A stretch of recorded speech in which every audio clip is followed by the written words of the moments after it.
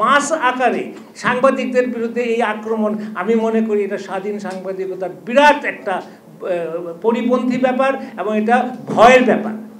So আমি অনুরোধ করব, এই সরকারকে আমরা সমর্থন করি, এই সরকার পরিবর্তনের সরকার, এই সরকার সংস্কারের সরকার, এই সরকার আশা করি আমাদের আরও গণতন্ত্রকে বলিষ্ঠ করার সরকার, মত প্রকাশের স্বাধীনতাকে দৃঢ় করার সরকার। কিন্তু এই মুহূর্তে সাংবাদিকদের উপরে যে নির্যাতন হচ্ছে এই মামলা মাধ্যমে, এবং এটাও শুনেছি আমরা যে হত্যা মামলা কেন হত্যা মামলা দেওয়া হয়, কেন হত্যা মামলায় বেল পেতে অসুবিধা হয়। তো যে দিচ্ছেন মামলা সে পরিকল্পিতভাবে হত্যা মামলাকে জড়াচ্ছেন, কেননা যেন সে বেল না পায়।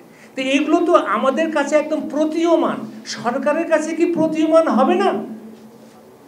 আমার অনুরোধ আবার, যে সরকারকে অনুরোধ করছে, আইন উপদেষ্টা, স্বরাষ্ট্র উপদেষ্টা এবং অন্যান্য যারা এর মধ্যে আছেন তাদেরকে উদ্যোগী হয়ে তারা যেন একটা দৃষ্টান্ত স্থাপন করেন। এবং এখানে বলতে আমি বাধ্য হচ্ছি যে শুধু আমাদেরই কি এটা করছে না, মনক্ষুণ্ণ করছে না, বিশ্বে বাংলাদেশের কিন্তু একটা ভাবমূর্তি নষ্ট হচ্ছে। যদিও আমরা ছয় স্টেপ বেড়েছি, এটা আনন্দের ব্যাপার, এবং বিশেষ করে ভারত পাকিস্তান থেকে আমরা এগিয়ে আছি, এটা আরও আনন্দের ব্যাপার। কিন্তু আমরা কিন্তু যেটা নাহিদ ইসলাম বলেছেন যে আমরা কিন্তু তলানিতেই আছি। আপনার এখানে যে আছে, হ্যাঁ 180 স্তরে আমরা পড়ে আছি। তো 180টা দেশের মধ্যে 149 আমাদের স্থান। এটা আগের থেকে আমরা বেড়েছি। তো আগের থেকে বাড়ানোর জন্য অভিনন্দন, কিন্তু এখনও তলানিতে পড়ে আছি।